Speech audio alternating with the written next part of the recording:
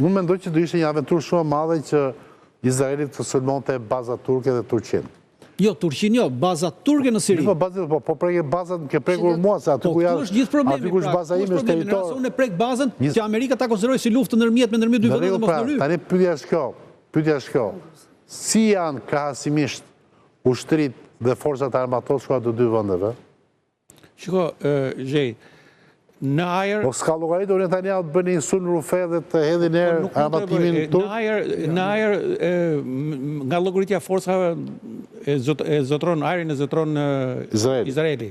Kurse Po zotroi ajrin ka zotruar gjithçka. Jo, nuk është. Ushtria toksore është ajo që vendos në fund, nuk është. Në fund, po sa vi fundi, jo, një sekondë se ishte betejë 7 ditëve. U bëja luftë 7 ditëve. Është komplet tjetër kohë. Jemi në tjetër kohë, po... Tjetër epokë. Turqit... Tokën e kishin arabët, Turqit sot ka një evolim të madhë, si në forcat ajrore, thjesht nuk kanë teknologjinë e fundit që kanë F-35-at, nuk kanë F-15-ën, Turqit nuk i kanë, Izraeli ka këto. Po nuk prishin puna të dedikesh, sepse sot Turqia ka një evolim të madh në çështjen e dronëve. Ka disa lloje dronësh, dhe këta dronë mund ta pengojnë totalisht aviacionin izraelit dhe mund ta saturojnë mbrojtjen kundërajrore izraelite ta bëjmë. Aktualisht izraelitët morën edhe baterinë e dytë THAAD. 4 bateri THAAD ka Shtetet Bashkuara të Amerikës. Dy ka sjellë Izrael. Dhe unë mendoj që nuk i çoj për çështje të tjera. Njerëzit nuk e kuptojnë akronimin FAD, çfarë FAD? THAAD është bateri e mbrojtjes kundërajrore, është më modernja që ekziston sot në Perëndim dhe vetëm Shtetet Bashkuara të Amerikës. Po vetëm një raketë e saj kushton $1 milion.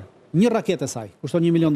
Çai ka Izraeli atë? Po kush e kërcënon Izraelin me avion kaq të sofistikuar?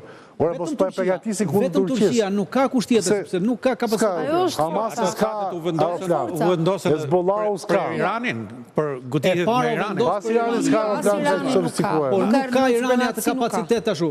Vetëm Turqia ka atë kapacitet sepse Turqia mund ta sulmoj, edhe nga Siria mund ta sulmoj, edhe nga ana e Turqisë, nga ana e detit, pra sulmon nga dy drejtime. Dhe këtu është gjithë problemi që ndodhet. Prandaj them që ka kërkuar mos në rryen e Shtetit nuk besoj se do shkojnë, domethënë, në analizë po bëjmë. Po, pra biseda është të dyja të humbura.